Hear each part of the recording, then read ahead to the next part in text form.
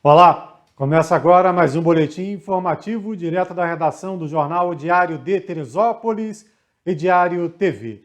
E o primeiro assunto é um vídeo que circulou às redes sociais, tomou conta das redes sociais de Teresópolis. Um fato, no mínimo curioso, para não falar outra coisa. Olha só, um homem foi visto correndo pelado pelas ruas da cidade, pelo menos ali trecho da Feliciano Sodré.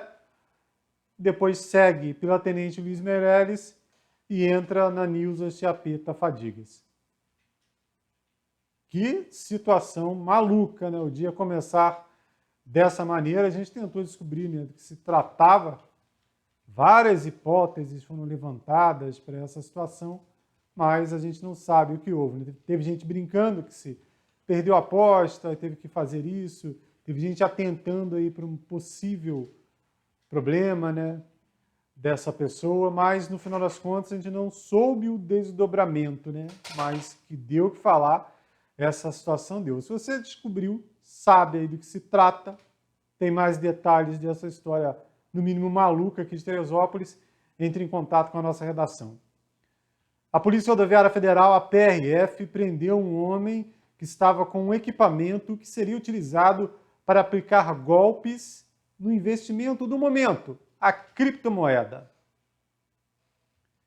Todo esse equipamento aí, esse material, foi encontrado pela Polícia Rodoviária Federal durante uma abordagem na rodovia BR-116.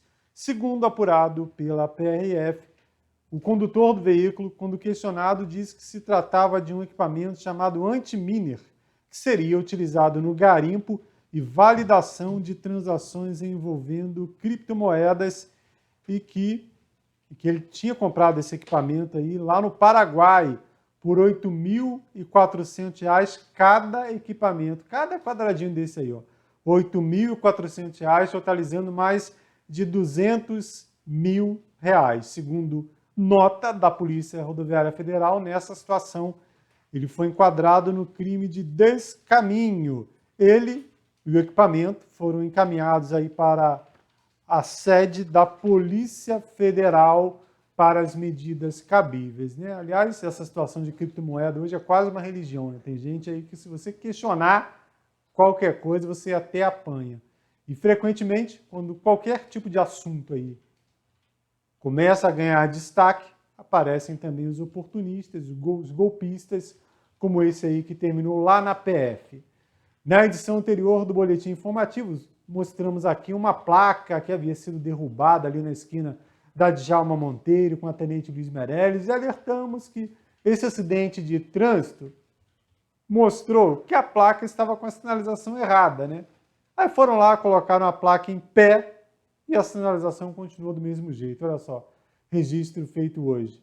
Indica tudo para o mesmo lado, vai tudo para a esquerda lá, ó. Rio de Janeiro, Cortavento e Agriões. Já pensou se o motorista do ônibus Cortavento ali não conhece a região e segue para a esquerda, onde é que ele vai parar? O morador do Cortavento vai demorar a chegar mais em casa, né? Então essa é a placa, uma dessas misteriosas placas, né? A gente já cobrou da prefeitura. Como é que funciona esse esquema das placas aí, né? Quem é que administra? Como é que faz para concorrer, para participar dessa licitação? E quem não quer, né, sair colocando propaganda em poste na cidade inteira, na calçada de terceiros, inclusive. Mas a prefeitura, apesar de provocada diversas vezes, até o momento não se posicionou. Nossa equipe flagrou hoje uma confusão no trânsito, no centro da cidade, que acabou chamando a atenção de uma situação que ocorre frequentemente. Segundo apurado, olha só, esse carro tentava entrar na vaga e um rapaz estaria guardando a vaga, né, para um caminhão que estaria vindo aí fazer entrega. O motorista do carro disse que guarda a vaga, que ia sair daí que eu quero estacionar. Isso apurado lá no local, né, segundo o entendimento da nossa equipe. Esse rapaz estaria guardando vaga, o motorista, que nessa situação está correto, né? Não existe guardar vaga. A vaga é de quem chegar primeiro. Já tem pouco, então a vaga é quem chegar primeiro. Não tem como guardar a vaga para ninguém. E, detalhe, ali não é local de carga e descarga.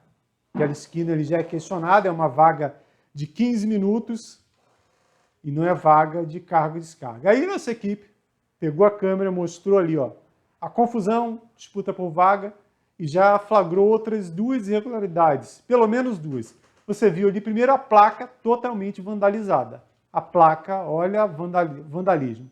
Inclusive, dá para perceber ali desenhos que parecem do pessoal do grafite. A gente, quando tem que elogiar, elogia, né? Tem dezenas de belos trabalhos de grafite na cidade. Se for do mesmo pessoal, isso não pode. Placa de trânsito não é para fazer arte de nenhum tipo, nesse caso é vandalismo. Então a placa totalmente vandalizada. A gente olha para a ponte, carro estacionado na ponte, não se pode estacionar em ponte. Havia uma sinalização e a carga e descarga se estendendo para os dois lados ali. Olha a bagunça em plena Duque de Caxias, no centro da cidade. Isso porque é Duque de Caxias, é no centro da cidade.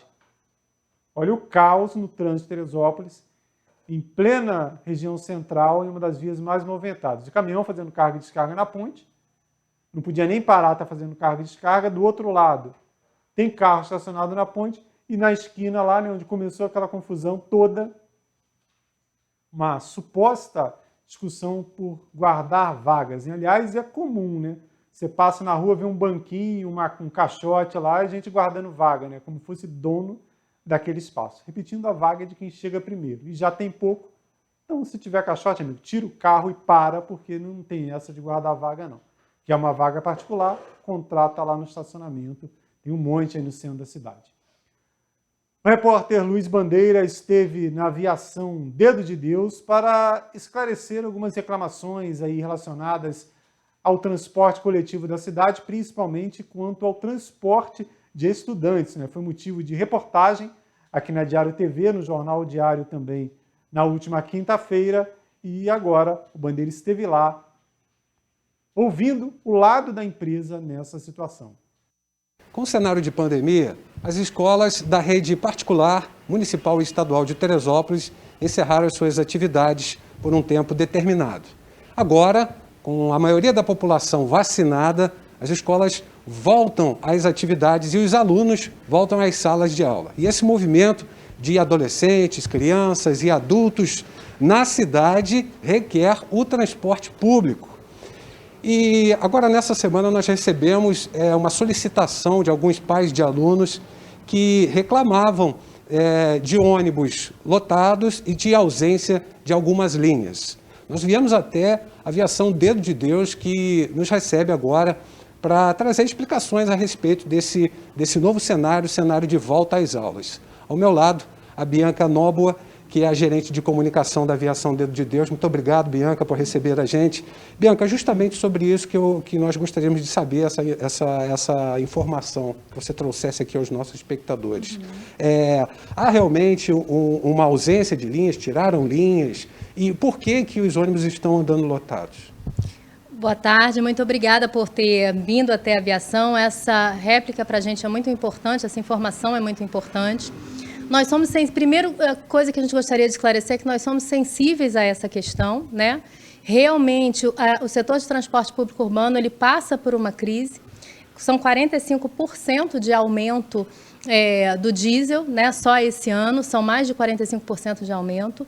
Então, assim, uma série de questões pós-pandemia impactaram a empresa. Então, eu acho que a primeira questão importante da gente esclarecer é que nós estamos juntos com esses pais também, entendendo como é que a gente pode resolver essa questão. Em função, né, a gente já entendeu que houve um aumento no diesel, a gente já entendeu também que nós tínhamos 6 carros, de 6 para 7 carros alocados anteriores à pandemia, que a empresa dava por liberalidade própria, ou seja, né, não havia nenhum pagamento, já que desde 2016, eu acho que é importante ressaltar isso, desde 2016 o Estado, na verdade, não ajusta esse pagamento, né? Mas a gente tinha mais fôlego, havia um equilíbrio financeiro para que a gente continuasse mantendo esses carros na rua, mesmo em negociação para que isso fosse ajustado.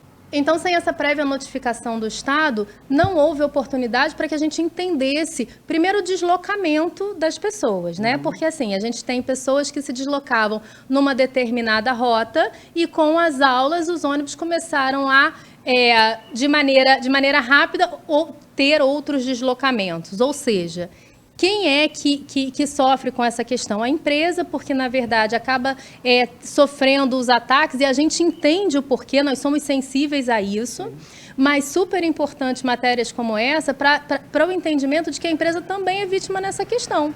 Ela, além de sem o recebimento, além de todos os impactos internos pós-pandemia, a gente, na verdade, ficou sem o entendimento de como não abalar a saúde financeira da empresa. E lembrando, quando a gente fala em saúde financeira, a gente também fala em impactos da cidade com relação à mobilidade, né?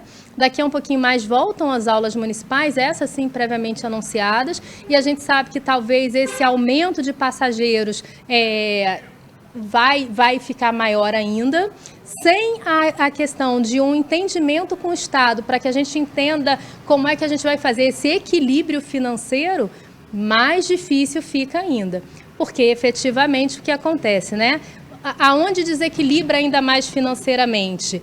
O gratuito, né? Os estudantes, que hoje não há esse acerto por parte do Estado, como eu informei desde 2016, ele continua sendo transportado. Quem acaba migrando para outros modais é o passageiro pagante. Bianca, você disse que havia uma frota específica para atender os alunos, né? Que era uma frota que a aviação oferecia sem obrigação. Ela oferecia para talvez melhorar o fluxo de passageiros em outras linhas, né? E essa frota diminuiu, foi retirada, o que aconteceu? Em verdade, essa frota ela foi acomodada para rodagem normal, né? Mas hoje a gente não consegue colocar mais especificamente para essa demanda dos colégios estaduais, em função do próprio desequilíbrio financeiro advindo através da pandemia. E a partir daí, já entendendo todo esse problema, a gente também aqui como imprensa e o espectador, com a sua explicação, vai conseguir entender o que vem acontecendo. A partir disso, o que a Aviação Dedo de Deus pode dizer para os nossos espectadores que há um plano, há alguma coisa, um trabalho que será feito daí para diante para melhorar, para minimizar essa demanda? Bom, a gente tem os nossos canais todos abertos, tanto 0800 882 1000. A gerência de comunicação está absolutamente aberta. Para algumas pessoas eu tenho cedido, inclusive, meu celular pessoal, para que a gente possa ter essa interação. Fatalmente, a gente tem tentado ajustar alguns horários, mas a solução não vem daí. A gente sabe que a solução vai ser realmente um clamor da sociedade, um entendimento de que o transporte público, ele também nessa questão, ele está de pés e mãos atados devido a essa falta de equilíbrio financeiro. Então, a gente precisa hoje trazer mais um agente para essa discussão, que é o próprio Estado. Então, a gente entende todas as dificuldades, a gente sabe que não é fácil. Aqui a gente não está procurando culpados, muito pelo contrário até, né? A gente está informando uma situação, mas a gente tem certeza absoluta que talvez esse agente vindo para essa conversa também vai ser mais sensível às questões que precisam ser ajustadas para que, de fato, a gente consiga rodar com maior qualidade e fazer aquilo que é a nossa essência há 61 anos, transportar o teresopolitano. É um prazer que a gente tenha feito. As rotas do interior, que hoje talvez a gente entenda que seja o maior problema, elas foram absorvidas pela nossa empresa. Então, assim, a gente dando maior qualidade e mobilidade para a cidade. Nesse momento, a gente precisa estar em conjunto, entendendo que a mobilidade vai passar por essa conversa, que não há um vilão em si. Há agentes que precisam se reunir para o entendimento de que uma solução em conjunto, nesse momento pós-pandemia, nesse cenário de caos, nesse cenário de desestrutura e desequilíbrio financeiro, é preciso que a gente converse em conjunto. Vamos para um breve intervalo comercial e na volta, outro assunto que foi bastante discutido em Teresópolis, a questão, pelo menos a informação divulgada no painel Covid-19 da Prefeitura sobre uma suposta morte de uma criança com idade entre 0 e 9 anos.